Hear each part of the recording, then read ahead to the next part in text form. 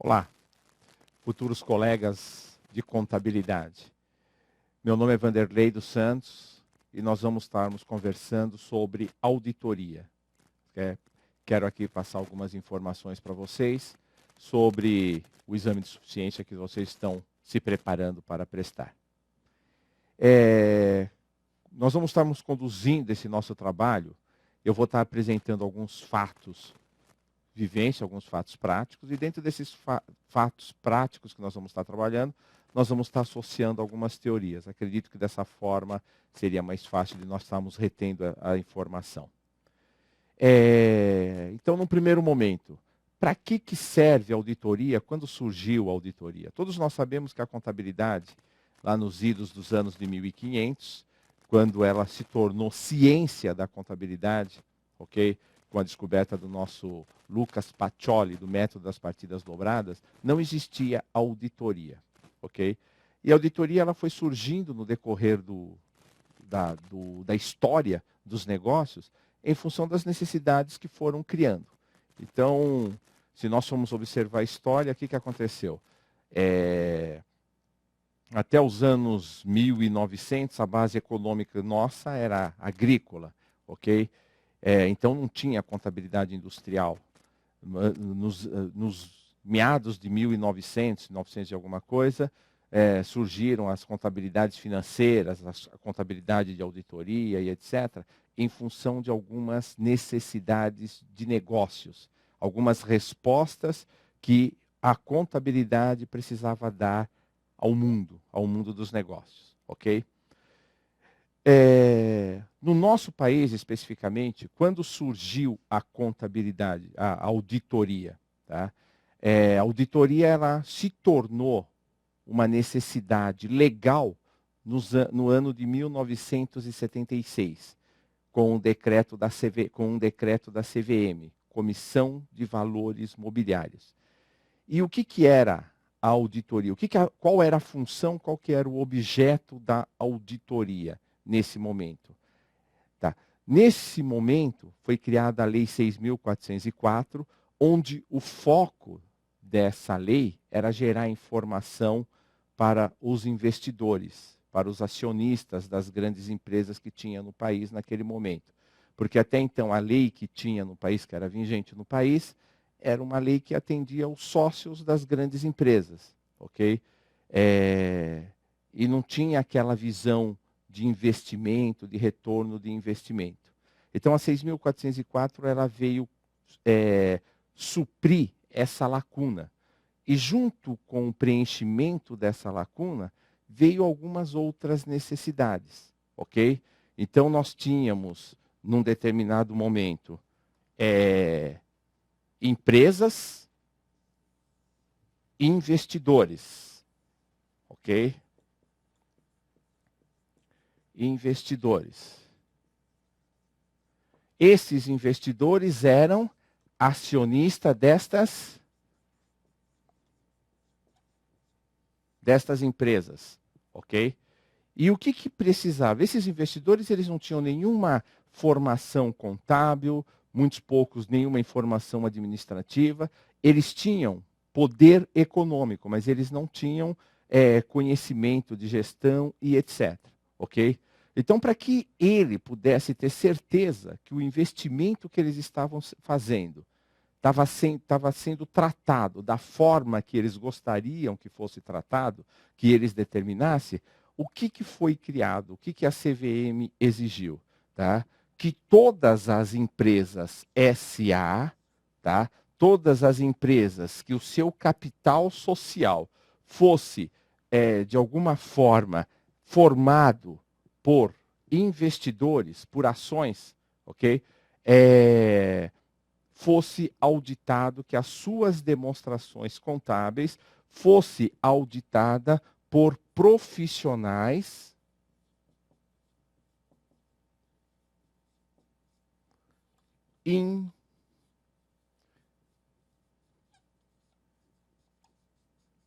independentes, ok? Esses profissionais iam atestar se aqueles números, Se aqueles valores que estavam sendo apresentados nas demonstrações correspondiam com fidelidade à realidade patrimonial de cada uma das entidades. Então, a auditoria, ela surgiu com essa necessidade, com esse clima, ok? Não só com um clima de investigação, como depois, com o passar do tempo, surgiram aí algumas outras necessidades e etc. Tá? Mas muito mais para que os investidores tivessem plena consciência, né, tivessem certeza que os investimentos que eles estivessem fazendo estivessem indo para onde eles entendiam que deveriam estar indo, ok? E que todos os registros dessa contabilidade estivessem sendo feitos de acordo com o quê? Com a legislação vigente no país, com as normas da contabilidade e com as determinações desses investidores, que na auditoria nós chamamos de controle interno, que um pouquinho mais para frente nós vamos estar detalhando de uma forma assim mais analítica o que é esses controles internos. Ok? Então, dentro desse contexto de negócios que surgiu a auditoria.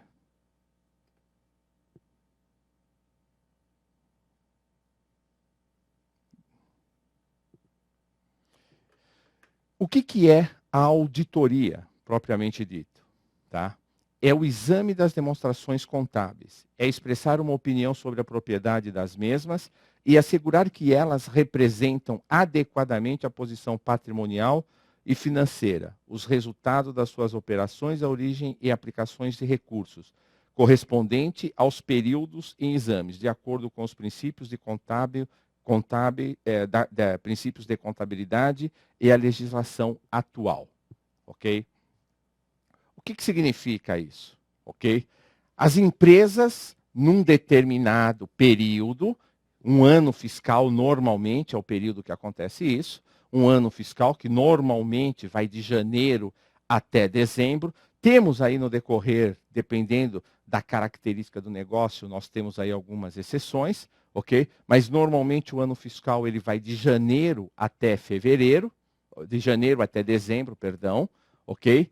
Então, todas as operações que essas empresas registram, todas as operações que essas empresas realizam nesse determinado período, é registrado pela contabilidade, ok? De acordo com o quê? Num primeiro momento, de acordo com as normas contábeis. Num segundo momento, tá? De acordo com a legislação. Aí nós não temos uma ordem, tá? De primeiro ou segundo, só para que a gente possa adequar melhor a informação. Então nós estamos colocando o primeiro e segundo, mas as duas têm importâncias iguais e as duas trabalham simultaneamente, ok? Então o que nós temos aqui? Os fatos. Então cada vez que eu compro, cada vez que eu vendo, cada vez que eu pago, cada vez que eu recebo, essas 4 figuras, comprar, vender, pagar, receber, engloba um percentual muito grande das operações contábeis, das operações que acontecem dentro de uma organização. Ok? E essas operações que acontecem dentro dessas organizações, elas são registradas de acordo com a legislação e esses princípios contábeis normalmente aceitos. Ok? Então, só para que a gente tenha, assim, ideia e noção exatamente do que nós estamos falando, então, um fato, uma despesa, olha, eu paguei, eu comprei hoje, eu contratei hoje uma apólice de seguro com vigência, hoje, agosto, né, 21 de agosto de 2012, até 21 de agosto de 2013, ok? Paguei à vista essa apólice de seguro, ok? Essa apólice de seguro, esse pagamento à vista, o que eu fiz? A minha contabilidade, o meu contador, inadvertidamente, ele lançou todo esse valor para resultado, ok? Então, o que aconteceu? Fizemos uma operação que feriu um princípio contábil, tá? O princípio da competência. O que o contador da empresa fez essa operação, tá? Que não houve aí a conotação de sonegação, de fraude ou algo parecido. Foi um erro, foi um equívoco que ele cometeu. E que no decorrer do caminho ele pode cometer outros tantos, ok? Quem que vai, ou o próprio contador, através das operações de conciliações, reconciliações, etc., tá? Ou o auditor vai estar pegando esse erro. Em que momento? No momento lá que ele for fazer, que ele for verificar se as demonstrações apresentadas por essa empresa neste período aqui estão registradas, tá? Se os fatos que alicerçam essas demonstrações estão registradas de acordo com o quê? Com o princípio da competência e outros tantos que nós estamos falando, que existe aí. Tem o princípio da entidade, tem o custo de aquisição e outros tantos da continuidade que tem. Fora os princípios contábeis normalmente aceitos, ok? Tem a legislação. Então nós temos também uma legislação tributária, tá? Então nós temos lá que o nosso estoque só pode ser valorizado ou pelo custo médio. Tá? Apesar de existir outras metodologias de valorização do estoque, a nossa legislação só aceita que nós valorizamos nosso estoque pelo custo médio. Né? Então, qual é a função do auditor? É verificar se todos os fatos que aconteceram nesse período, nesse exercício fiscal de janeiro até dezembro, ok? Primeiro, foram registrados e registrado de acordo com a orientação dos princípios da contabilidade e a legislação local. Então, o que ele diz aqui? Representam adequadamente a posição patrimonial e financeira, o resultado de suas operações e as aplicações de recursos correspondentes ao período em exame, de acordo com os princípios de contabilidade e a legislação atual. Tá? Então, todas as demonstrações, ela tem uma data. Tá? E ela tem uma data por quê? Porque, principalmente quando nós estamos falando de legislação, a legislação que hoje, então a partir de até até dezembro de 76, de dezembro de 76 até dezembro de 2008, 2007, nós tínhamos uma legislação, que era a 6.404. A partir de janeiro de 2008, alguns fatos começaram a ser observados através da Lei 11.638. Então, a legislação atual, você enxergar cada um desses fatos de acordo com a legislação é de fundamental importância, ok? Então, o que nós temos aqui? Próximo slide. A auditoria, dentro de um novo contexto globalizado dos negócios, ela pode se envolver em avaliação ampla dos procedimentos organizacionais, mesmo mantendo a sua necessária independência. Está deixando de ser uma atividade somente investigadora e certificadora, para ser mais participativa. Então, a auditoria, diversificando o seu trabalho, o seu leque de atuação, num primeiro momento, ela tinha essa função de certificar, ok? De certificar as demonstrações contábeis. Qual que era o objetivo? Os auditores, eles verificavam se aquela demonstração realmente correspondia à realidade patrimonial. Em função de ser uma ciência extremamente técnica e proporcionando resultados assim muito positivo, muito correto, muito exato, ok? Essa ciência de auditoria, ela começou a abranger outras situações, abranger outras fatias desse universo de negócios, desse universo empresarial. Então, o que antes só tinha aquela função ou de certificação ou investigativa, quando tinha suspeita de fraude ou alguma coisa parecida, né? Hoje a auditoria, ela tem uma postura do quê? Desempenho empresarial. olha, eu tenho um negócio e o meu negócio não está me satisfazendo as minhas necessidades ou a minha vontade. De repente eu estou apresentando um resultado, mas esse resultado está aquém do que eu imaginava que seria o ideal. Eu posso buscar, através de um serviço de auditoria, é, uma orientação mais adequada. Por quê? Esses profissionais de auditoria são pessoas extremamente capazes, eficientes, conhecedoras dos negócios, etc. e tal. Então, eles são capazes de me dar uma orientação mais adequada. Tá? Se o custo da minha empresa, se o custo do meu produto, se o custo do meu negócio está adequado para aquilo que eu estou fazendo. Será que eu não tenho que tomar alguma outra posição que eu, naquele afã do meu dia a dia, eu não estou conseguindo estar fazendo isso? Ok? Então, às vezes, o trabalho da auditoria também se confunde um pouco com o trabalho de consultoria. Tá? Então, os melhores consultores, onde que estão? Normalmente a gente encontra na auditoria. Por quê? São pessoas que ele tem uma visão muito ampla do negócio, estudou o cliente, estudou a legislação e etc. e tal, e pode estar me dando a melhor orientação possível.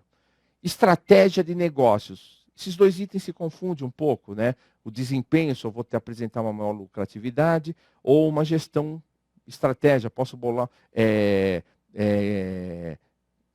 examinar, eu posso criar uma estratégia dos meus negócios, como que eu vou estar conduzindo meus negócios, meus fornecedores, meus clientes, posso estabelecer prazos de venda, prazos de compra, e isso os auditores podem me dar uma orientação assim muito positiva, uma orientação muito correta. Falhas e seus reflexos, né? Coisas que o dia a dia às vezes não permite que a gente enxergue, né? Você está o dia a dia naquela loucura, comprando, vendendo, preocupado com o concorrente, preocupado com o cliente, preocupado com o fornecedor, se chegou mercadoria, e você acaba não vendo algumas falhas operacionais ou alguma falha de negócio que acontece no seu dia a dia e que às vezes a gente passa por desapercebido. E os auditores, através da sua experiência, podem estar nos orientando e prescrevendo medidas de soluções. Ok? Falando aonde que eu estou errando, o que eu estou fazendo e o que eu deveria estar fazendo para que eu pudesse me tornar mais eficiente, para que eu possa tornar a minha empresa, o meu negócio, apresentar melhores resultados. Ok? Então, saímos de uma postura certificadora, ok? Saímos dessa postura certificadora, dessa postura investigadora, ok? E hoje nós estamos partindo para uma postura de orientações, tá? Quais são? Desempenho, gestão, prescrevendo medidas de soluções, consultorias e etc. Ok? Na área contábil, onde que os auditores melhor ou mais atuam, né? Então, a auditoria das demonstrações contábeis constitui o conjunto de procedimentos técnicos que tem por objetivo a emissão de opinião através de parecer sobre a sua adequação, servindo os princípios fundamentais de contabilidade e as normas brasileiras de contabilidade.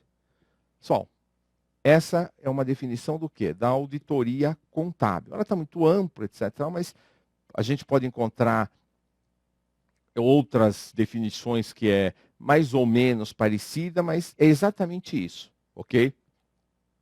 É um conjunto de procedimentos técnicos que o auditor, nós estamos falando da auditoria contábil, ok? É um conjunto de procedimentos técnicos que tem por objetivo a emissão de uma opinião, através de um parecer. O auditor, ele exprime a sua opinião, ele emite a sua opinião através desse documento, o parecer, sobre a sua adequação. Ok? O que ele está fazendo aqui? Através de um conjunto de procedimentos técnicos, ok? De testes de observações, de testes substantivos, etc. e tal, os auditores vão fazer uma série de testes no registro desses fatos, ok? Dos fatos que aconteceram num determinado período de tempo, exercício fiscal, ok? Com base nesses exames, nesses testes que eles vão fazer nessa série de fatos, de registros que aconteceram, o que vai acontecer? Eu vou ter uma opinião. Essa opinião pode ser boa, pode ser ruim, pode ter uma ressalva, pode não ter ressalva, ou de repente eu posso até me negar, me abster de dar a minha opinião, dependendo de como foi respeitado a legislação e os procedimentos contábeis normalmente aceitos. O objeto da auditoria. O objeto da auditoria é a certificação do patrimônio como um todo, analisado nos seus aspectos quantitativo e qualitativo. Então, caros colegas, não basta nós falar, o balanço bateu. Ah, ok, o balanço bateu. Então, eu quantifiquei o patrimônio daquela entidade de uma forma correta, ok? Se eu não conseguir separar o que é circulante e o que é não circulante, eu não vou ter uma posição clara do como que está o meu patrimônio. Se eu não souber o quanto eu tenho de dívida, o meu endividamento a curto prazo ou a longo prazo, eu posso estar levando a minha entidade, ou a entidade que alguém dirige, ao fracasso. Tá? Então, quando esses registros são feitos, esses registros têm que obedecer o quê? O aspecto quantitativo e qualitativo do patrimônio, dos registros contábeis, dos fatos administrativos. Ok?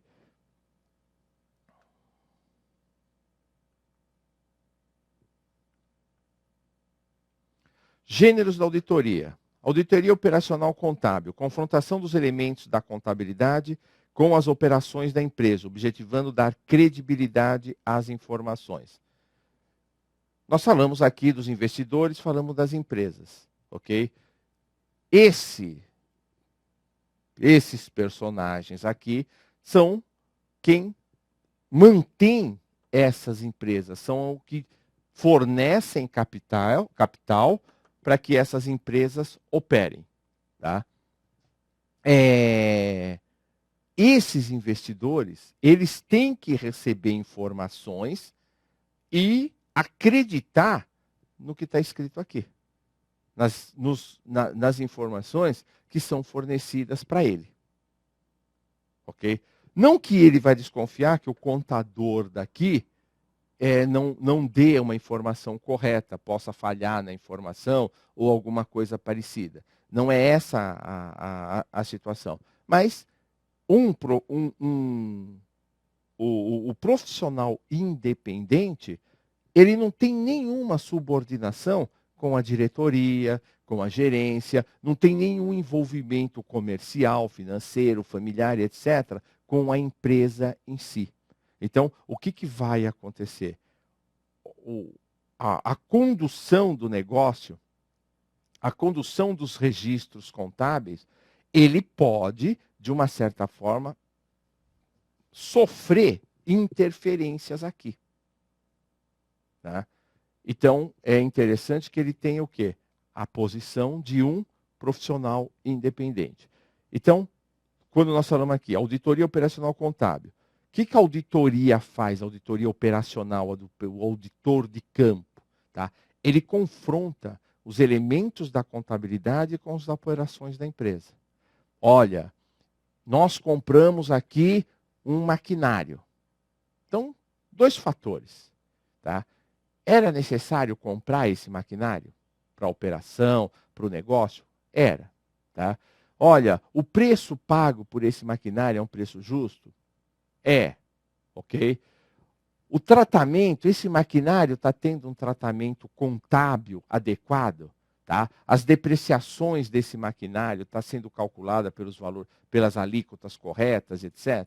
Tá? Então, tudo isso para quê? Para que quando qualquer pessoa, qualquer investidor ou outro investidor quiser ler as demonstrações contábeis, seja lida e compreendida de acordo com a luz da legislação. Ok? Então, qual que é o grande objetivo? Confrontar os elementos da contabilidade, legislação e princípios de contabilidade com as operações da empresa, objetivando dar credibilidade às informações. Então, quando eu pegar o valor daquela máquina, nós vamos saber exatamente que o valor que está sendo demonstrado aqui na minha demonstração financeira, da minha demonstração contábil, corresponde à realidade patrimonial. Olha, eu tenho um valor que está na minha conta bancos, eu sei exatamente que aquele valor é um valor correto. E assim sucessivamente. Olha, eu quero saber o nível de endividamento da empresa, eu sei exatamente que aquilo que eu consegui fazer uma conta, que eu consegui fazer alguns cálculos, corresponde à realidade dos fatos. Auditoria de gestão. Trata-se de um trabalho mais específico, pois tem como objetivo a validação da qualidade da estrutura e cultura empresarial. Tá? A forma que eu estou conduzindo o meu negócio, a forma que eu estou conduzindo a minha empresa, realmente é uma forma positiva? É uma forma correta? É a melhor forma possível? Ok? Então, a auditoria de gestão, ela sempre esbarra aonde?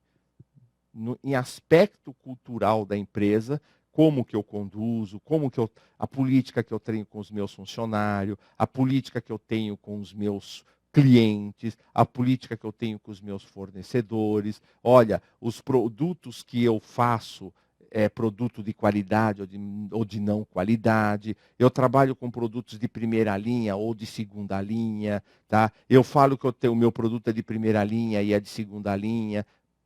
Eu vou mexer com o quê? Com os aspectos culturais de uma entidade. Eu vou estar mexendo com os aspectos de estrutura de uma entidade. Olha, eu tenho uma estrutura extremamente enxuta, não sei, tá? Eu tenho uma estrutura inchada porque eu forneço emprego para o A, para o B, para o C, para a secretária, para o não secretário. Então, depende tudo, tá? De uma avaliação que os auditores vão estar vendo, vão estar comparando com o mercado, vão estar comparando com o ideal de gestão e vão estar aconselhando, vão estar, de uma certa forma, emitindo a sua opinião sobre um processo de gestão, alguma coisa do gênero. Auditoria dos sistemas eletrônicos, validação dos diversos softwares e integração empresarial.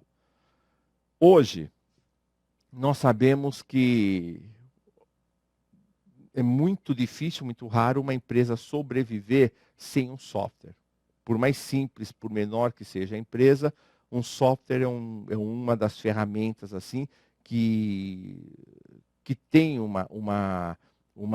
que permite a empresa se tornar muito mais ágil, muito mais eficaz e etc. Ok? E o que nós percebemos? Nem todos os softwares têm a qualidade que nós gostaríamos que tivéssemos, ok? Então, a validação de determinado software é a auditoria que pode estar nos fornecendo também, ok? Então, só através do trabalho da auditoria é que nós conseguimos, de alguma forma, também validar software. E aqui, pessoal, nós temos que nos deter um pouquinho, por quê? Cada dia que passa é um software novo que nós encontramos no mercado, é uma situação nova que nós deparamos no nosso dia a dia, é uma necessidade nova do mercado, tá? É uma necessidade nova do meu cliente, é uma oferta mais recente do meu fornecedor, e assim sucessivamente. Ok? Então, se eu quiser dar sustentabilidade para o meu negócio, se eu tiver manter o processo de continuidade do meu negócio, o que eu tenho que pensar? Eu tenho que pensar que eu tenho que estar atento ao mercado, primeiro, para ver se eu estou trabalhando com software que possa me dar a melhor condição possível. E dentro dessa condição possível, São várias análises que eu tenho que fazer. O custo, o benefício, o meu orçamento com o custo de aquisição de um software, se eu tenho mão de obra para operar esse software, e assim sucessivamente. Ok? Então, são várias variáveis que eu tenho para analisar a manutenção, a aquisição ou a dispensa de um software. E, na maioria das vezes, eu não tenho essa condição. Por quê? Olha, eu sou especialista, eu tenho uma marcenaria e eu sou eu sou um bom marceneiro. Eu sou um cara que sei construir móveis, ok? Mas eu não sei, eu sei construir peças, eu tenho uma indústria, etc. e tal. Então, o que vai acontecer? Eu não sei medir essa facilidade, esse trabalho com software. Então, quem tem que fazer isso? Um auditor, uma empresa de auditoria. E aqui hoje nós temos dentro nesse processo evolutivo de negócios, ok? As empresas estão, como os negócios eles estão assim extremamente dinâmicos e estão mudando a cada dia, então o risco das organizações, o risco das empresas, então eu tenho aqui um grupo de investidores que investiu no negócio aqui maravilhoso, tá? Há 10, 20 anos atrás, aproximadamente, 25, a gente não consegue se localizar corretamente no tempo, tá? As empresas de eletroeletrônica descobriram o DVD não, o videocassete, ok? Com a descoberta do videocassete, né, as empresas que fabricavam o videocassete foram empresas de ponta do mercado, onde muitos investidores direcionaram recursos para essas empresas, imaginando que, poxa, a empresa que inventou o videocassete, o cinema em casa, etc. e tal, ia se perpetuar no mercado em função da nova descoberta. Ok? Muito pouco tempo depois, veio o DVD que acabou com os vídeos cassete. Então, a auditoria de risco é contratada para vários assuntos. Nós demos um exemplo aqui de um segmento que parecia ser um segmento próspero, que parecia ser um segmento que poderia prospectar muitos dividendos, muitos recursos, mas o avanço tecnológico foi mais rápido e acabou cerceando a evolução desse segmento. Tá? Então, a auditoria ela é contratada para fazer essas verificações, para fazer essas análises. Auditoria, esses tipos de verificações, esse tipo de análise, chamamos de auditoria de risco. Então, o que são essas auditorias de risco? Entre outras coisas, né, que nós falamos agora, verificação de desvios financeiros, bens, fraudes, etc. Expansão dos negócios com novos sócios, revisão de resultados operacionais, sistemas de informações, revisões tributárias. Olha, de repente eu estou pagando muito imposto, eu posso pegar uma nova filial, descobrir um novo fornecedor, numa nova localização, abrir uma fábrica num outro lugar que tem incentivo fiscal. Tudo situações que a auditoria pode estar validando para a gente. Validação de orçamentos e projetos. Olha, eu quero construir uma fábrica em tal lugar, quero fazer um plano de expansão, quero aumentar a minha divisão de perfuração. Não sei, tá? Eu tenho uma ideia, eu tenho uma proposta e a auditoria pode me falar isso é bom, isso é ruim, ou me dar até uma segunda, uma terceira sugestão. Cumprimento de normas legais e estatutárias. Então, cumprimento das normas legais é legislação, é lei estatutária. Olha, esses personagens aqui, esses investidores, ok? Para que eu possa disponibilizar recurso na empresa, eu vou colocar algumas condições. Ok? Eu vou colocar algumas normas. Então eu quero X de retorno no final do mês, no final do ano. ok? Eu quero que o meu negócio caminhe de determinada forma, eu quero que os meus funcionários tenham determinada qualidade de vida, qualidade de emprego, tenham uma determinada condição. Então, essas normas nós chamamos de normas estatutárias, ok? São normas previstas no estatuto da empresa. Então, os investidores na assembleia dos acionistas. E aí nós temos várias, né? Dos acionistas ordinários, dos acionistas preferenciais, etc. Dependendo da... Eles vão estar definindo o que eles querem que aconteça dentro da minha empresa. Olha, eu vou comprar ações, ou eu tenho o maior número de ações, ou o menor número de ações, e eu quero que a minha empresa caminhe dessa forma. Eu quero que a minha empresa caminhe desse jeito. Ok? Então, isso está previsto no estatuto da empresa, essas normas, o qual tem que ser seguido. Ok? Eu que estou disponibilizando recursos, eu que estou colocando meu capital dentro da organização, eu quero que seja feito dessa forma, eu quero que seja feito desse jeito. Tá? Então, os investidores definem a forma que vai ser conduzido a empresa num determinado período. Ok? Então, cumprimento das normas legais e estatutárias. Esse cumprimento das normas estatutárias, normalmente nós vamos estar vendo mais um pouquinho para frente, são o quê? Os controles internos da organização.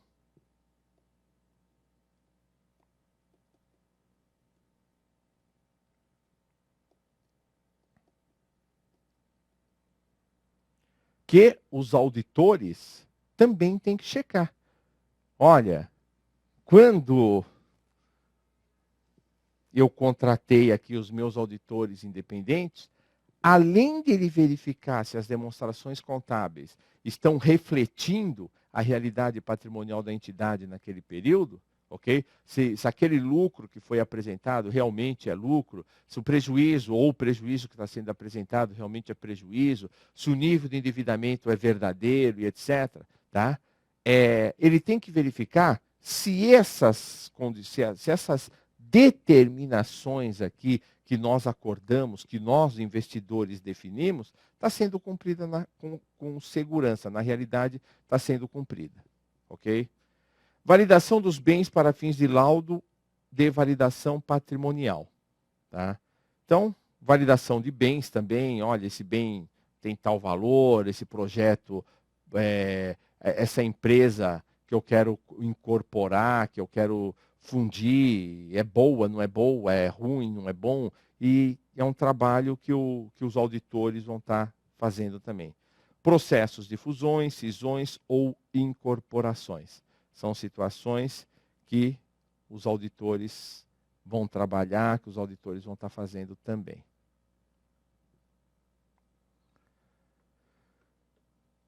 Dentro da auditoria, nós temos dois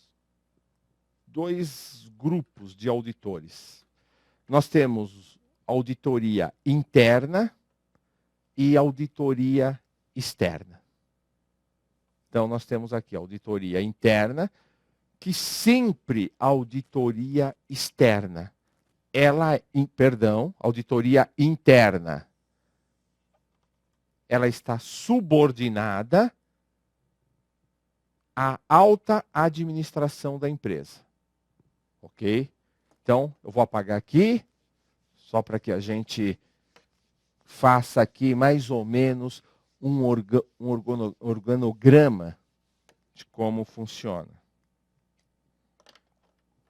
Então, eu tenho aqui os acionistas, que são os investidores. Tenho aqui embaixo o quê? o conselho de administração. Tá? Esse conselho normalmente é constituído pelos investidores que têm ações ordinárias, que são aquelas que conduzem os negócios, que têm direito de voto, direito de decisão. Ok? Não é uma regra, mas normalmente acontece dessa forma. Ok? Aqui embaixo, eu tenho o quê? As diversas diretorias. De acordo com a complexidade do meu negócio, do porte da minha empresa, do tamanho da empresa, aqui eu tenho o quê? Um presidente. Ok?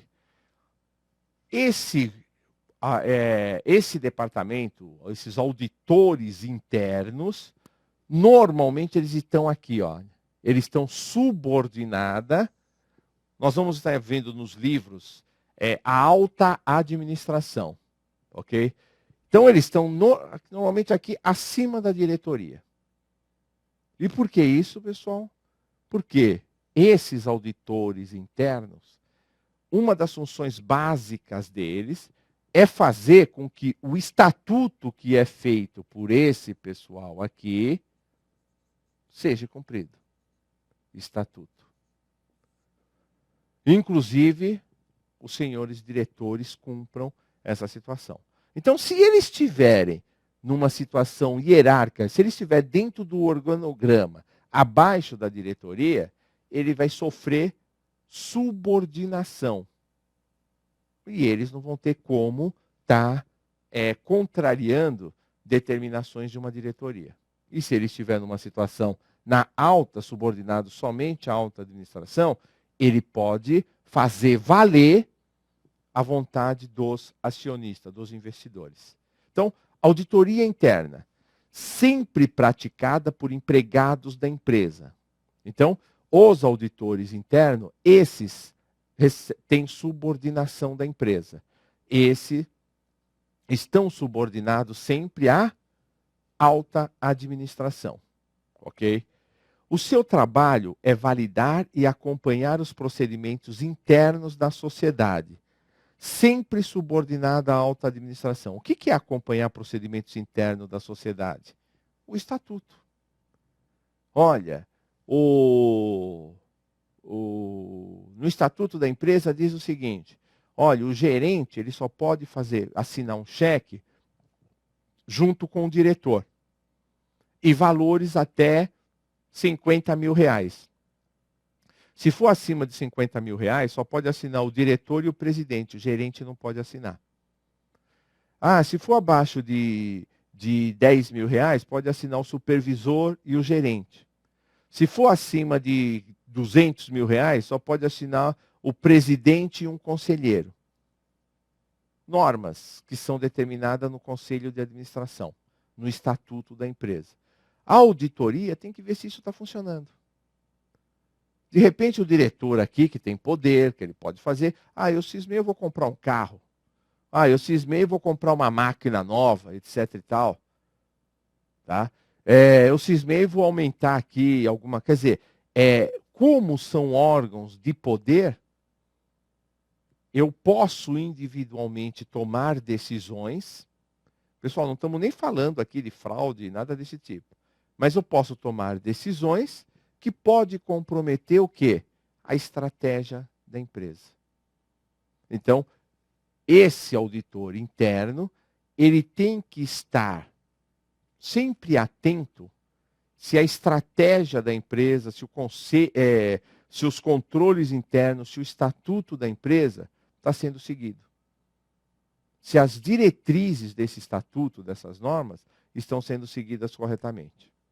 Okay?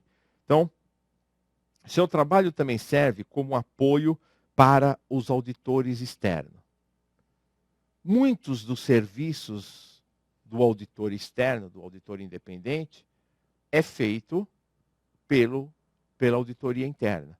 Por quê? Esses são meus funcionários, que eu tenho que pagar mensalmente, etc, etc. O auditor externo, eu pago anualmente, semestralmente, dependendo do serviço que ele está me prestando, ok? E é um serviço extremamente caro. Então, quanto eu puder minimizar o custo deste serviço, lógico que para a empresa vai ter um resultado muito positivo. Ok? Então, muitos dos trabalhos dos auditores externos, eu posso pedir que a auditoria interna faça. Tá? Evidente que tem algumas coisas que é próprio da auditoria. Tá? Mas alguns trabalhos de verificação, de conciliação, de envio de documentação para circularização, etc., muitos desses trabalhos podem ser feitos pela auditoria interna. Tá? E a auditoria externa? É aquela em que os serviços de auditoria são praticados por contadores, que atuam por conta própria, credenciado pelo órgão específico, CRC, CVM, Bacen, entre outros, por não possuir vínculo empregatício, subordinação e qualquer outra ligação de interesse pessoal ou comercial, além do trabalho específico de auditoria. São reconhecidos no mercado como auditor independente. Ok? Nós começamos a nossa conversa falando o quê? Que quem regulamentou o trabalho da auditoria foi a CVM, em dezembro de 76. Ok? A CVM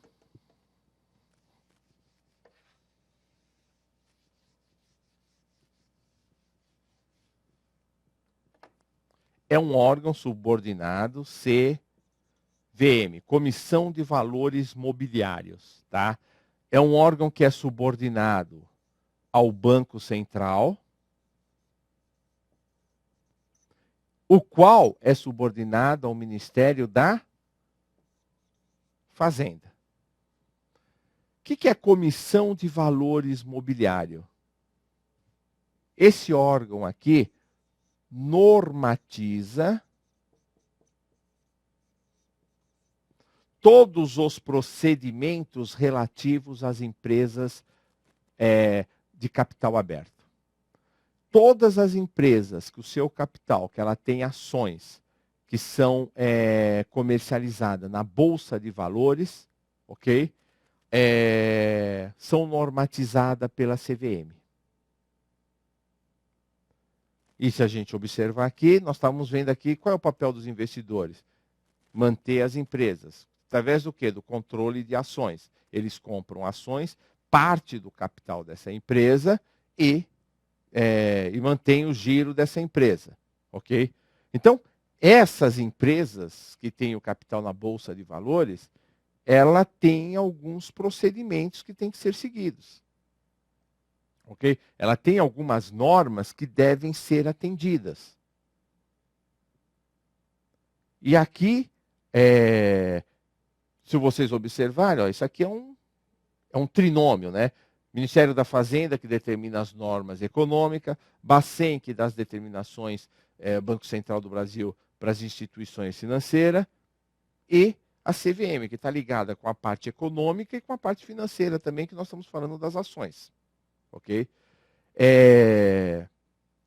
Então, esse órgão aqui, essa instituição, ela normatiza todos os movimentos, como que tem que ser, o que tem que acontecer, quais são as exigências para constituir uma empresa de capital aberto, para destituir uma empresa, e etc. Distribuição de lucros, interferência, quantas assembleias tem que ter num período, e assim sucessivamente.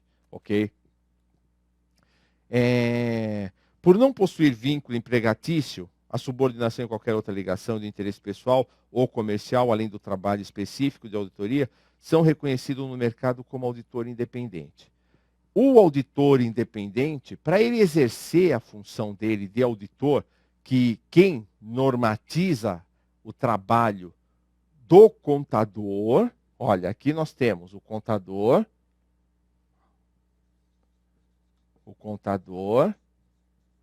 que é um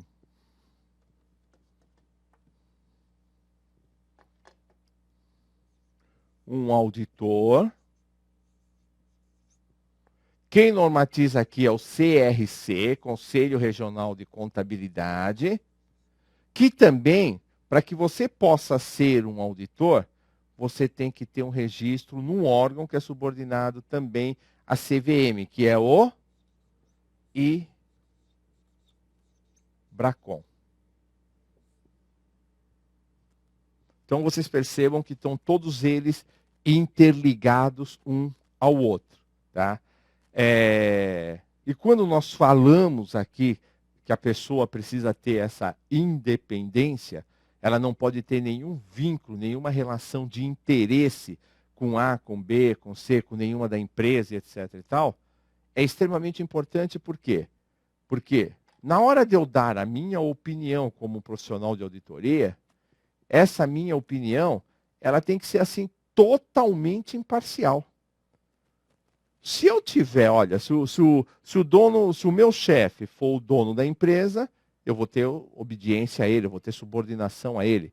Se eu tiver interesse, só tenho ações dessa empresa, eu não vou querer que essa minha empresa tenha problema, eu vou dar uma informação positiva. Olha, se eu forneço o produto para essa empresa, e assim sucessivamente. Então tem vários, eu não posso ter com essa empresa nenhuma relação de interesse. Se eu tiver, se for constituída alguma relação de interesse, o que vai acontecer? Eu estou perdendo a minha independência. Então eu não estou sendo um auditor independente. Ok?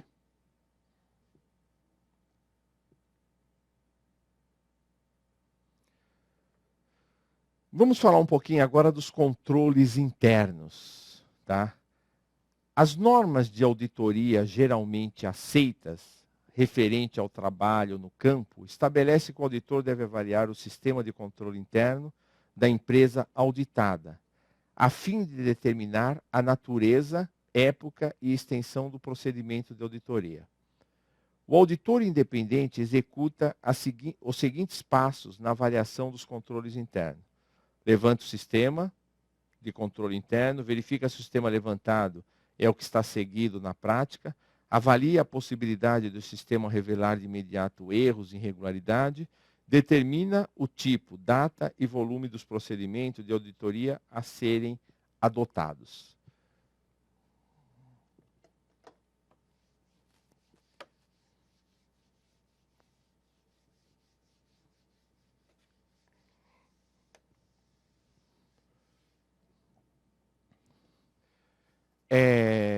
Nós falamos no início que os auditores, eles validam ou não validam, ou validam com uma certa ressalva, as demonstrações contábeis e os controles internos das empresas através de alguns testes, ok? No caso dos controles internos, o teste que normalmente, o que é mais aplicado, é um teste chamado teste de observância. Então, os auditores, envolto todas as suas funções, o que ele está fazendo? Ele está verificando se o que está no controle interno da empresa está sendo cumprido. Olha, eu estou com todas as vendas que a empresa falou que no controle interno as vendas teriam que ser todas à vista, ou no máximo de 7 dias, está sendo cumprida. Tá? Olha, o horário de funcionamento da empresa é das 8 às 18. Está sendo cumprido das 8 às 18? Os funcionários, a maioria deles, os que tem que ser, eles chegam nesse horário, lógico que tirando as exceções, etc. Ok? O diretor, que também teria que estar aqui das 8 às 18, ele está cumprindo o horário dele das 8 às 18? Ok? As compras que são efetuadas estão sendo efetuadas de acordo com o que está lá no meu controle interno, nas sugestões que foram determinadas pelos acionistas da empresa? Ok? Então, nesse controle, nesse estatuto, vai estar um leque de fatos, de determinações, que tem que ser seguido pela empresa no decorrer de um determinado período. Ok? E os auditores, através dos testes de observância, ele vai detectar, ele vai observar se esses controles estão sendo cumpridos ou não. Ok? Então, e aí o período que está sendo trabalhado, o período que está sendo analisado, é o período que eles vão estar analisando os procedimentos daquela empresa, se estão de acordo, se estão adequados com o controle interno da empresa. Tá? E aí ele começa a observar. O auditor independente executa. Levanta o sistema interno. O que é eu levantar? Eu analisar. Num primeiro momento, eu vou estar vendo o quê? Eu vou estar lendo, eu vou estar estudando o controle interno. Porque cada pessoa tem lá suas determinações. Levantar é analisar, verificar, estudar o controle interno. Verifica se o sistema levantado é o que está sendo seguido. Na prática, é o que nós estamos falando aqui. Tá? As determinações que estão lá no controle interno, está sendo seguido, está sendo praticado dentro da empresa, a política salarial, a política de venda, a política de compra e etc. A reposição de bens do ativo imobilizado está sendo seguida de acordo com o que está lá? Não sei. Tá? Avalie a possibilidade do sistema revelar de imediato erros e irregularidades. Esse teste de observância ele é muito propício também para que o auditor ele verifique o quê? A tendência de fraudes. Estatisticamente, a gente percebe o seguinte: empresas onde os controles são frágeis, tende a ter mais fraude. Empresas onde eu tenho controles rígidos, tende a ter menos fraude. Olha a importância do controle interno de uma empresa. E olha a importância do trabalho do auditor. Da observação, da capacidade que o auditor tem de determinar se esse controle ele é frágil ou ele não é tão frágil. Ele é um bom controle, é um controle rígido, ele está atendendo às necessidades da empresa, do segmento, dos investidores, ou ele está deixando aí um caminho meio que aberto para possíveis fraudes. Ok? Então, essa avaliação, estou chamando bastante atenção para que o auditor perceba, tá, essa fragilidade. Não é também só ver, teve fraude, não teve fraude? Isso possibilita, e hoje, que nós temos que nos antecipar aos fatos, não só o auditor, mas o contador também, né? É importante essa visão do auditor. Ele está atento, não só se tem controle ou não tem controle, mas da qualidade do controle. Esse controle é de boa qualidade? Se tiver algum problema, quanto tempo vai demorar para que eu possa detectar esse problema? Teve um roubo no caixa. Tá? Alguém lá se apoderou de um valor que não era. Eu só vou descobrir isso o ano que vem. O que pode acontecer, pessoal? O rapaz usou o dinheiro, alguém, o funcionário, o vendedor, o cobrador, sei lá, usou o dinheiro. Se eu descobrir isso rápido, eu pego o problema. Se o meu processo, se os meus controles forem lentos, quando eu pegar o problema, ele já pode ter devolvido o dinheiro para o caixa. Ele usou o dinheiro, desfrutou dos recursos da empresa, descapitalizou a empresa, pode ter eventualmente aumentado o nível de endividamento da empresa, ok? Dependendo dos valores envolvidos e etc. Ok? E eu nem percebi. Quando eu percebi, o cara já foi, já voltou e as coisas já aconteceram. Então, é muito importante que esses nossos controles, eles tenham qualidade e, além da qualidade, agilidade. Tá? Então, e aqui entra um outro detalhe quando nós falamos do controle. O custo-benefício desse controle. Ok? eu tenho que estabelecer um controle, quando eu pensar no meu controle interno, eu tenho que pensar em alguma coisa da seguinte ordem. Alguma coisa, não adianta eu colocar um controle de radar e etc e tal, para proteger caixa de fósforo. Eu tenho que colocar um controle desse de radar para proteger avião. Radar, câmeras e etc. para proteger um avião. Para proteger uma máquina de primeira geração e etc. Para proteger caixa de fósforo, eu posso colocar alguma coisa mais tranquila.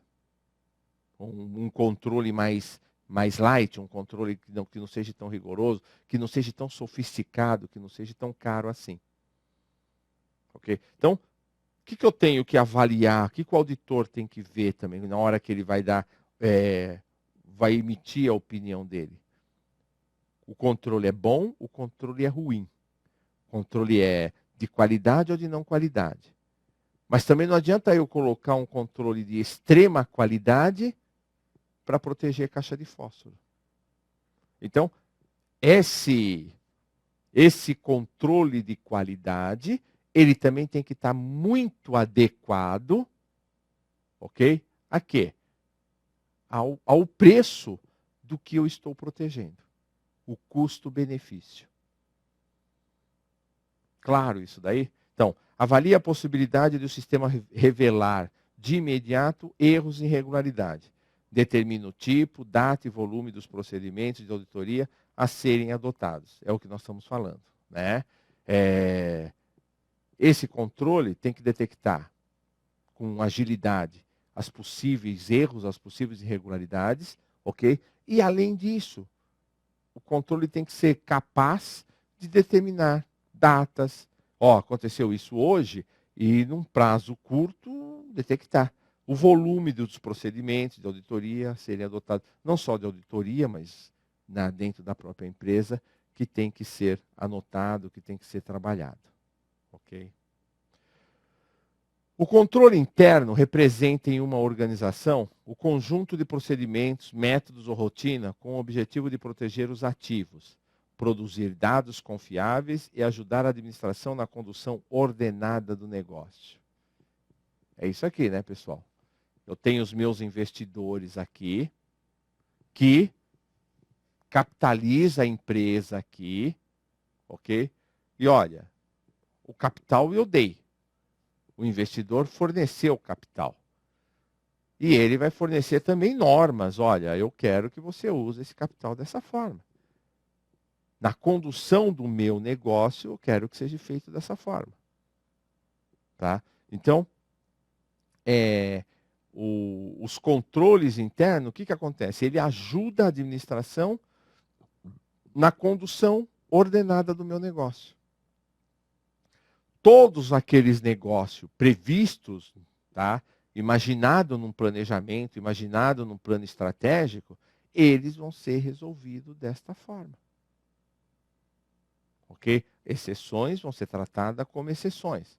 Mas aquelas atividades, aqueles atos que eu já consegui prever no meu planejamento estratégico, no meu orçamento e etc., esses aqui eu já vou determinar. Eu quero que seja resolvido dessa forma. Ok? Conjunto de métodos e procedimentos está relacionado com objetivos contábeis. Então, como que eu determino esse controle interno? Baseado no meu objetivo. Tá? Eu tenho um plano estratégico. Tá? Meu objetivo é conquistar 10% do mercado, ou 20%, ou 30%, ou eu quero ser o primeiro do mercado. Eu não sei qual que é meu objetivo. Mas de acordo com o meu objetivo, eu vou estar determinando o quê? O meu controle interno. Você tem que agir dessa forma. Ok? Então eu vou estabelecer métodos para que eu atinja o meu objetivo. Para que eu tenha o retorno do meu investimento que eu fiz aqui. ok? Então, o conjunto de métodos e procedimento está relacionada com os objetivos contábeis. Sistemas de conferência, aprovação, autorização, segregações de funções, pessoa que tem acesso aos registros contábeis não pode custodiar ativo das empresas. Controle físico sobre o ativo, auditoria interna. Tá? O que nós temos aqui como objetivo e como controle? Sistema de conferência e aprovação, autorização, é o que nós estávamos falando anteriormente. Olha, determinados ativos só pode comprar dentro de determinada situação. Se tiver, ok. Se não tiver, ok. Segregações de funções. Essa é um princípio de auditoria que não é tão respeitado nas empresas e quando não é respeitado, invariavelmente a gente acaba percebendo fraude, desfalques e outras coisas mais. Tá? A pessoa que tem acesso aos registros não pode custodiar ativo. Se eu compro, eu não posso pagar. Se eu vendo, eu não posso receber. Ok? A pessoa que toma conta do estoque, ela não pode comprar, ela não pode pagar, ela não pode ter acesso aos registros contábeis. Então, essa é a segregação de função. De uma forma sintética, de uma forma globalizada, o que nós vamos estar falando? Pessoa que tem acesso a registros não pode custodiar, não pode tomar conta dos ativos. Senão eu posso manipular isso. Eu posso falar que entrou tal peça e não entrou. Ou eu posso comprar tal peça, direcionar para qualquer outro lugar e não registrar. Então fica muito fácil a manipulação dos fatos se eu tiver acesso à custódia e aos registros. Ok? Então temos que tomar bastante cuidado. A segregação de função. Controle físico sobre todos os ativos. O caixa tem que ter um lugar lá, normalmente um lugar isolado, porque lá tem valores, tem cheque, tem outros bens lá de valores e de fácil liquidez. Então não pode ser uma área que seja aberta, que seja onde que todo mundo possa mexer, todo mundo pode movimentar. Tem que ter realmente uma situação mais ou menos dentro de alguns padrões, dentro de algumas normatização. Ah, o meu estoque. O meu estoque também. O meu estoque tem que estar lá em algum lugar, fechado, protegido, etc. e tal. Ah, os maquinários também. Então, todos os ativos da empresa, lógico, de acordo com as características de cada ativo, ele tem que ter a sua proteção, ele tem que ter o seu controle físico de cada um desses ativos. Tá? Evidente que um ativo, um imóvel, o controle dele é diferente de um ativo monetário, de um ativo financeiro. Okay? O ativo financeiro, ele é muito mais líquido, muito mais volátil, muito mais suscetível à coisa errada. Muito difícil alguém roubar um prédio. Onde que eu vou levar um prédio? Tirar um prédio daqui e levar para um outro lugar. Mas é muito fácil eu pegar um valor que está no caixa, enfiar no bolso e ir embora. Tá? Então, controle físico de todos os ativos. E dependendo da característica desse ativo, eu vou ter mais controle ou menos controle. Tá? Auditoria interna. Auditoria, o que é a função aqui da auditoria interna? É verificar se todas essas funções do meu controle interno, dos princípios de auditoria, dos princípios da legislação, etc. e tal, estão sendo cumpridos a contento. Olha a função, olha a importância da auditoria interna dentro do meu negócio. É extremamente importante. Porque no decorrer do período, olha quando acontece aqui, no decorrer do meu período fiscal, a auditoria externa, ela não está lá full time. E o que pode acontecer? Pode acontecer coisas que eles não estão verificando, que eles não estão enxergando. Mas o auditor interno, presente no local, ele pode estar enxergando.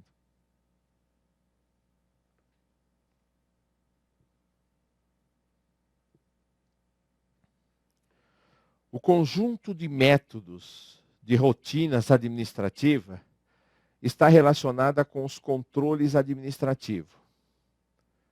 Análise estatística de lucratividade por linha de produto, controle de qualidade, treinamento de pessoal, análise das variações entre os valores orçado e o incorrido. Tá? No controle interno, eu posso, ou não posso, né, determinar várias situações. Não só a nível de controle, mas de geração também de informação. O que nós falamos aqui? Os investidores disponibilizaram capital para as empresas, objetivando um determinado retorno. Isso baseado em quê? No meu plano estratégico e etc, etc. Ok? Para que eu saiba que isso está caminhando dentro das minhas expectativas, o que eu tenho que fazer? Eu tenho que acompanhar. E aí a gente acaba caindo no mesmo problema. O contador, ele pode ter aí um acompanhamento tendencioso, porque ele tem subordinação do A, do B, do C e etc. O auditor interno, por ele estar subordinado à autoadministração, ele pode ter, ele deve ter, né, um comportamento menos tendencioso. E ele vai me dar uma informação com um grau de assertividade muito maior, com um risco muito menor dele estar sofrendo interferência, dele tá me dando uma informação tendenciosa. Ok? E o que pode ser? Eu quero estar acompanhando. Análise estatística. Olha, eu tô comprando de tal cliente, de tal fornecedor, quanto eu compro do A, quanto eu compro do B, que matéria-prima que eu compro, que eu importo, qual que eu exporto, etc. Olha, lucratividade, qual produto que está me dando mais lucratividade? O A, o B, o C, ok? Eu tenho que ter essas informações, porque dependendo do meu plano, eu vou estar incentivando mais a venda do A, do B, do C, do D, dependendo do quê? Da lucratividade que eu posso estar apresentando, do que os meus produtos podem estarem apresentando. Ah, mas isso eu não posso determinar? Pode, lógico que pode. Mas isso depende não só da minha determinação.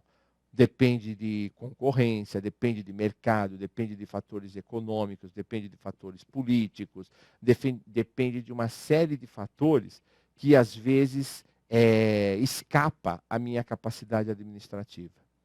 Ok? Então eu tenho que ter esse acompanhamento. Imagine a indústria automobilística nesse momento, o que está acontecendo? Tá? Eles se prepararam, porque teve um ano de 2010, 2011 maravilhoso, e pensaram, imaginaram que as coisas iam acontecer, iam continuar do mesmo jeito. Todos aqueles benefícios fiscais que eles tinham no passado acabaram, alguns deles, né? Outros permaneceram ainda. Acabaram indo por água abaixo. Isso comprometeu o quê? A venda dos veículos.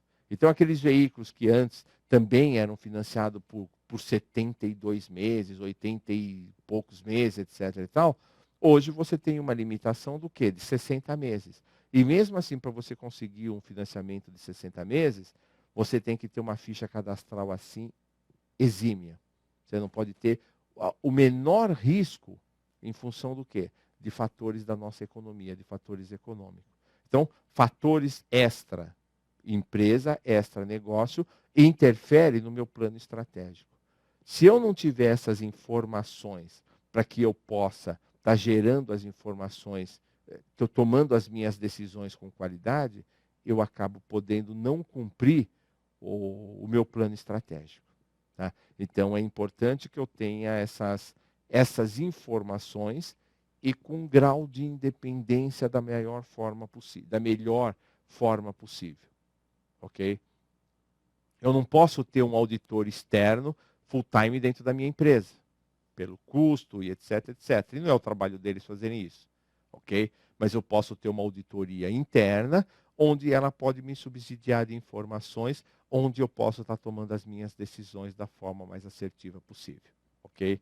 Então aí eu tenho as análises estatísticas de lucratividade por linha de produto, por linha de matéria-prima e etc, etc, etc. Ok? E aí eu vou trabalhando do jeito. Olha, eu estou com o meu nível de despesa muito alto, que despesa, onde que eu posso estar tirando daqui, ou pondo ali, que decisões eu posso estar tomando para que eu possa estar melhorando, tá? Ou ficando mais próximo possível do planejamento que eu tive inicialmente, do meu planejamento estratégico.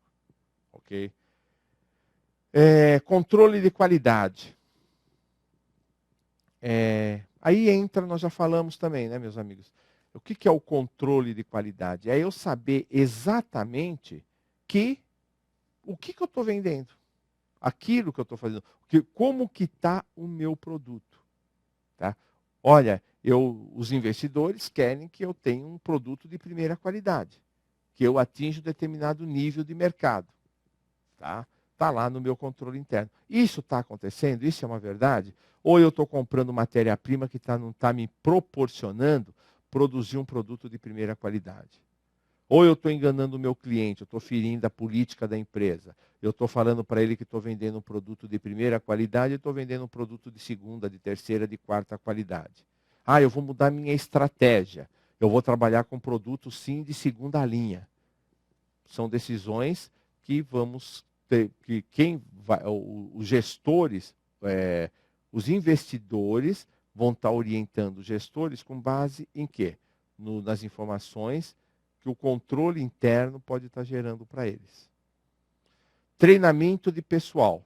Também é a mesma coisa. Eu posso, em um determinado momento, tá precisando treinar mais a minha equipe de vendas, treinar mais a minha equipe de produção, treinar a minha equipe administrativa, tá gerando, sei lá, algum benefício para os meus funcionários e etc. Então, quanto mais informação eu tiver, mais qualidade eu vou ter no meu negócio, mais qualidade eu vou ter no meu dia a dia, nas minhas decisões. Análise das variações entre os valores orçado e o incorridos. Aqui também é muito importante, pessoal. Eu faço a minha estratégia, eu faço o meu orçamento, eu faço o meu fluxo de caixa, ok? E depois eu tenho que checar. Eu tenho que comparar, tá? O real e o orçado. O que eu orcei, o que eu estabeleci como estratégia, como objetivo, está sendo cumprido?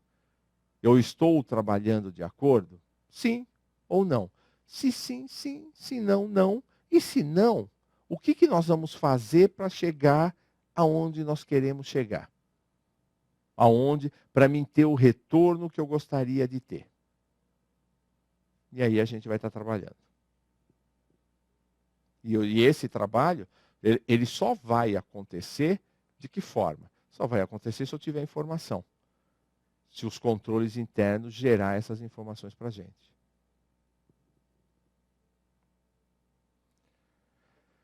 Princípios fundamentais dos controles internos contábeis. Responsabilidade, rotinas internas, acesso aos ativos, segregação, confronto dos ativos com os registros, amarração do sistema, auditoria, custo e controle de benefício. Nós falamos da verificação que o controle pode dar para a gente, ok? E a responsabilidade do auditor em estar passando essa informação, essa opinião. Num primeiro momento, responsabilidade. E a gente fala de responsabilidade, ela é muito... o horizonte dessa palavra é muito, muito, muito longe, ok? Porque aí entra vários fatores éticos, morais, comportamentais e etc. Tá? A responsabilidade que eu tenho de ter de gerar uma informação, que ela pode ser uma informação tendenciosa se eu não tiver a minha conduta alicerçada em cima de alguns princípios. ok? Então, a responsabilidade nas minhas informações, o que eu estou fazendo? Olha, eu não vou tomar decisões, mas eu estou levando alguém a tomar determinadas decisões, ok? E eu posso, de uma forma não muito correta, induzir A, B, C, D a tomar as decisões que eu gostaria que fosse tomada. Tá? Então, a responsabilidade é muito importante. Rotinas internas. O auditor interno, ele tem que adotar o quê?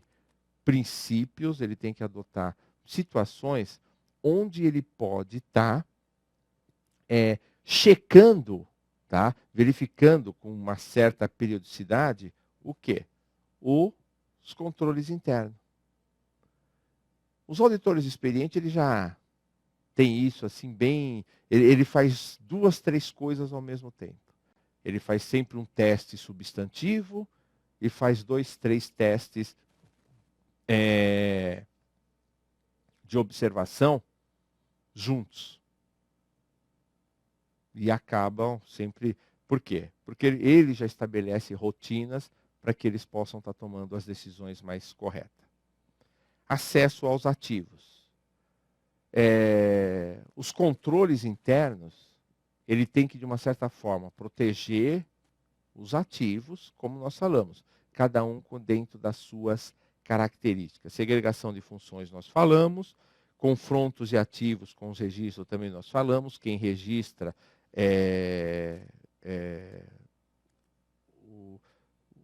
o confronto do seu ativo com os seus registros não deve ser feito pela mesma pessoa.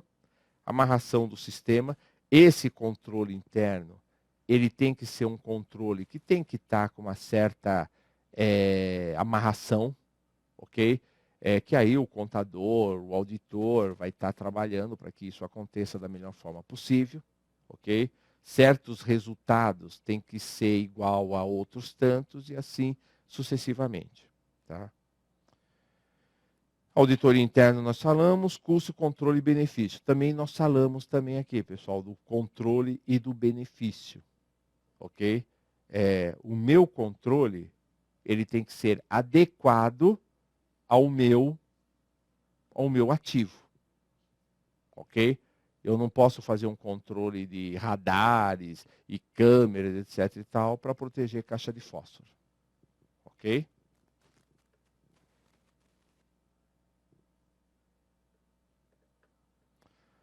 Responsabilidade. As atribuições dos funcionários ou setores internos da empresa devem ser claramente definidas e limitadas, de preferência por escrito e manuais.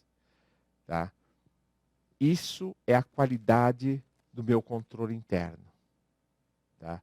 Um controle interno de qualidade, ele é todo redigido. Ok? Tudo que eu quero que seja feito, tá? Ele tem que estar no manual. Se eu tiver alguma dúvida, tudo que for previsto, vou lá no manual, é assim que tem que ser feito. Deve ser, tal situação tem que ter esse procedimento. Se eu conseguir fazer isso, a minha empresa anda muito bem. Se eu não conseguir fazer isso, a tendência é que a minha empresa ande com certo desgaste, com certo nível de desgaste. Tá? Quanto mais gente, quanto mais pessoas estiverem tomando decisões na condução do meu negócio, mais tende a ser bagunçada a coisa. Se eu conseguir, com o meu grupo de investidores aqui, determinar que determinadas situações vão ser conduzidas dessa forma, eu só vou ter que me preocupar com as exceções. E as exceções, vai ter tratamento de exceções, onde vai ser, pelo número, pela situação, vai ser sempre muito mais fácil de ser corrigido. Ok? Agora, se eu não conseguir estar gerando essas situações, o que vai acontecer? Todas as situações, cada um vai tomar sua posição, cada um vai tomar as decisões do jeito que melhor lhe convier, e vai virar realmente uma torre de Babel. Okay? Então, as atribuições dos funcionários ou setores internos devem ser claramente definidas. Quanto mais clareza você tiver nesse controle, melhor. Definidas e limitadas, de preferência por escrito. Tá? Objetivo: assegurar que todos os procedimentos de controle sejam executados, detectar erros e irregularidade, apurar as responsabilidades por eventuais omissões na realização das operações da empresa. Tá?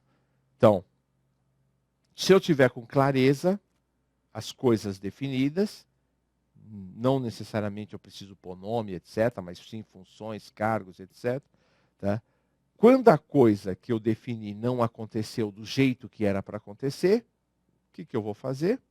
Eu vou saber com clareza o que aconteceu e de quem é a responsabilidade. Se não acontecer, eu não vou saber exatamente o que aconteceu.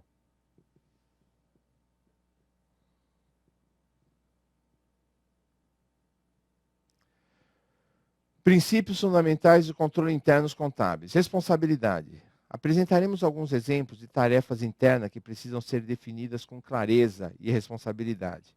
Então, tocando a aprovação de aquisição de bens e serviços, execução do processo de aquisição, cotação de preço, seleção de fornecedores, formalização das compras, etc. Só imagine uma empresa que não tem com clareza quem deve comprar, quem deve fazer essa cotação, quem deve assinar essa requisição de aquisição de bens, quanto que eu devo pagar, se não tem bem definido. Todo mundo pode. Todos nós vamos ter justificativa para comprar o que a gente quer comprar. E aí cada um faz o que quer e quem vai sofrer com as consequências é o caixa da empresa. Certificação do recebimento de bens ou prestação de serviço. Tá? Então, alguém tem que ser responsável também pela prestação do serviço. Eu não posso penalizar ou enaltecer todo mundo pelo sucesso de um serviço ou pela má qualidade de um serviço. Tá? Se saiu errado, eu tenho, não com aquele intuito de penalizar, não, mas de acertar. Ó, o procedimento correto é esse, o objetivo é esse. Se não saiu do jeito que nós planejamos, tem que mudar. Habilitação do documento fiscal do fornecedor para pagamento. Quem que autoriza isso? Tá? Chegou um documento na empresa, quem que determina se esse documento é um documento hábil, não é um documento hábil, se o fisco aceita, se o fisco não aceita, se pode ser através desse documento ou não. Ok? Programação financeira do pagamento e do recebimento. Pessoal, os investidores disponibilizaram recursos. Se eles disponibilizaram, eles têm um plano de retorno desse investimento. Quem tem que definir isso é eles ou alguém que eles nomearam, que eles delegaram essa função. Então, política de compra, política de venda, prazo de pagamento, prazo de recebimento, tem que fazer parte de um planejamento estratégico. Eu tenho capital de giro suficiente para fazer minhas compras todas à vista? Não sei. Eu tenho como captar recurso no mercado, se caso me falta recurso, se me faltar capital de giro, porque o meu prazo de pagamento é menor do que meu prazo de recebimento? Não sei.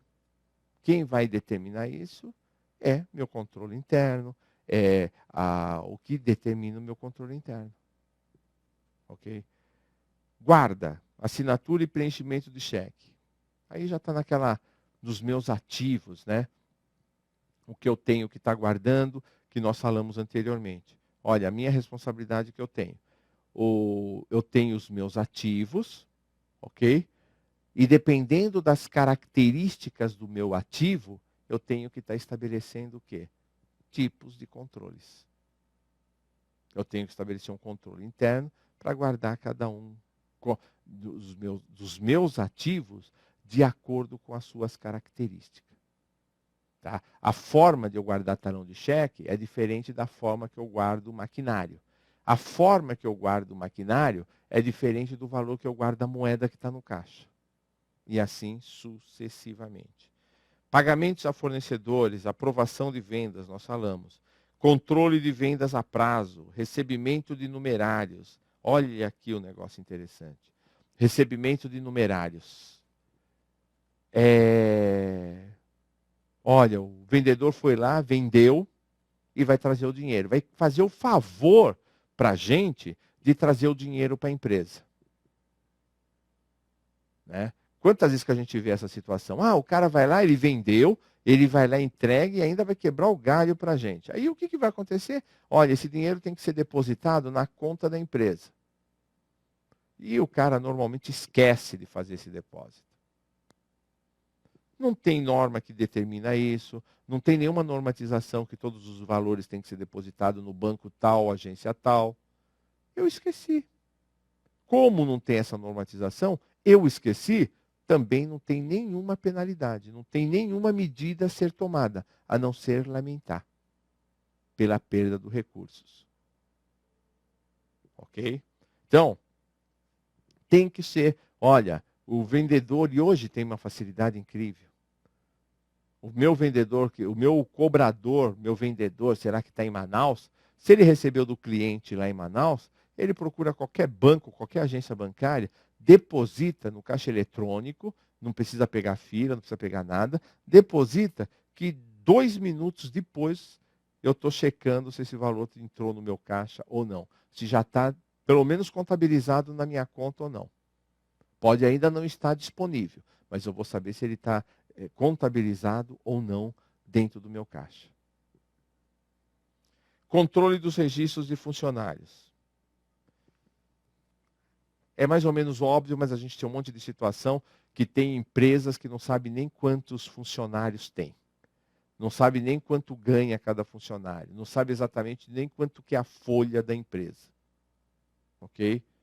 E isso a gente precisa saber, para definir com bastante clareza os nossos custos da mão de obra direta, a nossa folha de pagamento, da nossa mão de obra indireta, dos nossos funcionários de escritório, da parte administrativa e etc. Controle físico dos ativos, já falamos. Registros contábeis das operações da empresa. Aqui também, pessoal, se todos os nossos registros, se todos os nossos fatos que acontecem dentro da organização estão sendo contabilizados, tá? Se estão sendo registrados pela luz da contabilidade, pelos procedimentos aceitos pela legislação do nosso país. Se tá, tá. Se não tá, vamos orientar. Rotinas internas. A empresa deve definir no manual de organização todas as suas rotinas internas. Tá? Formulários internos e externos. Aqui, pessoal, vai depender da complexidade da empresa, do negócio que é proposto. Então, nós estamos fazendo aqui um leque do quê? De formulários internos e externos. Né? Então, requisição, formulário de cotação de preço, mapa de licitação, ordem de compra, aviso de recebimento de material, formulário de devolução, ficha de lançamento contábil, boletim de fundo fixo, pedido de venda, pedido de compra, adiantamento para despesa de viagem, relatório de prestação de contas de adiantamento de viagem, procedimentos internos dos diversos setores da empresa, caixa, contas. Parece tudo muito simples, tudo muito óbvio. Mas será que todas as empresas que a gente conhece têm lá um relatório de prestação de conta de adiantamento de viagem? O cara vai viajar, eu quero R$ 2.000, quero R$ 3.000, quero sei lá quanto, põe no bolso e vai embora. Presta a conta o dia que chega, a hora que chega. Então, não tem uma política, o cara chegou 24 horas depois que o cara chegou, ele tem que prestar conta. Isso é uma política. Isso é uma determinação do meu fluxo, do meu controle interno. Esse é um controle interno feito com segurança, com rigidez. Quando não tem, tende ao quê? Ele chegar de viagem, ficar aqui, aí quando ele vai viajar da outra vez, olha, você não prestou conta daquilo. E aí ele vai prestar conta, já passou 1 mês, 2 meses, sei lá quanto. Entende? Então você não precisa nem me dar dinheiro, que com o dinheiro, com o troco que eu tenho, eu vou embora, eu levo o dinheiro embora, eu vou com esse troco que eu tenho aqui mesmo. Ou só complemente, etc e tal. Descapitalizei a empresa.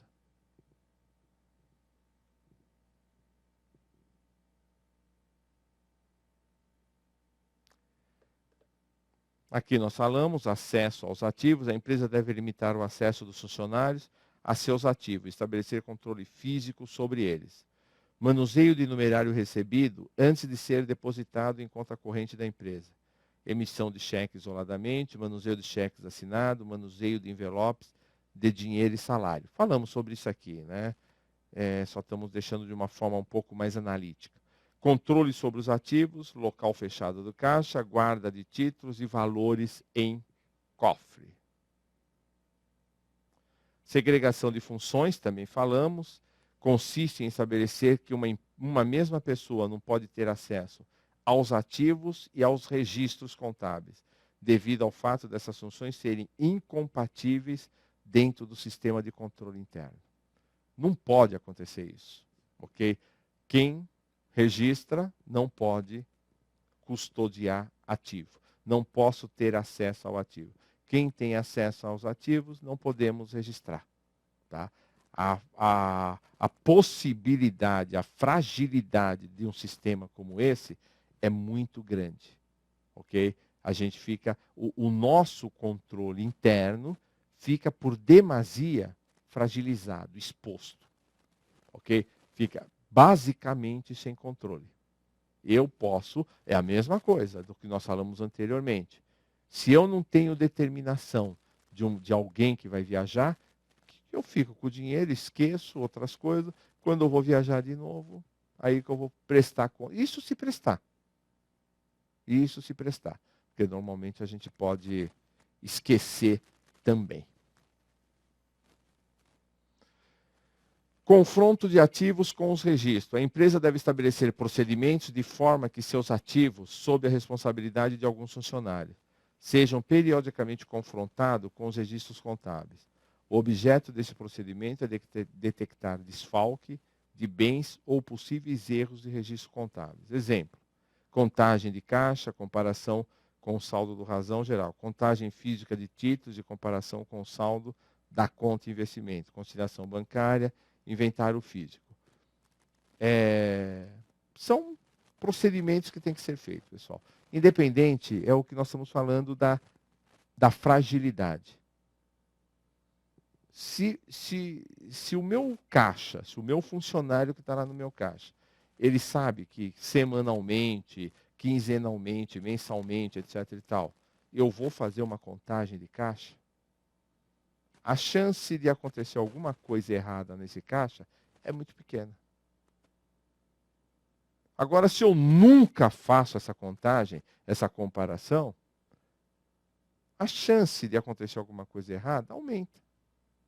E não é de roubar. É de usar o dinheiro e devolver quando eu quiser. Ok? Isso acontece com a conta de investimento. Olha, eu vou aplicar um dinheiro, em vez de aplicar aqui, aplico ali. Em vez de o resultado vir para a empresa, vai para outro lugar. E assim sucessivamente. Conciliação das contas bancárias. Ok? Mesma coisa também.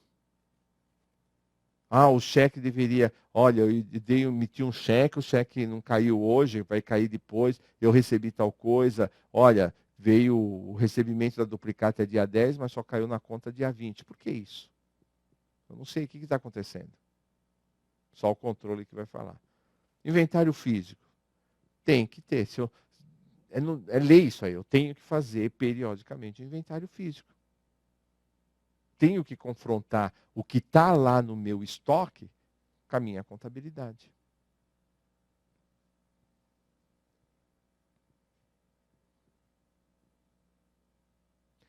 O sistema deve periodicamente ser avaliado, comparando-se com os registros contábeis, a fim de avaliarmos a confiabilidade do mesmo. Falamos sobre isso também, né? Falamos sobre isso também. Não adianta a empresa implantar um excelente sistema de controle interno sem alguém que verifique periodicamente se os funcionários estão cumprindo o que foi determinado no sistema ou se o sistema não deve ser adaptado a outras situações. Controle e benefício. O preço do meu controle tem que ser proporcional ao benefício e ao bem que ele está protegendo.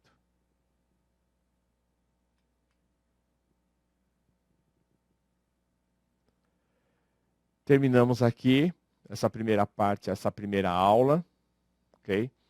E numa próxima oportunidade estaremos juntos.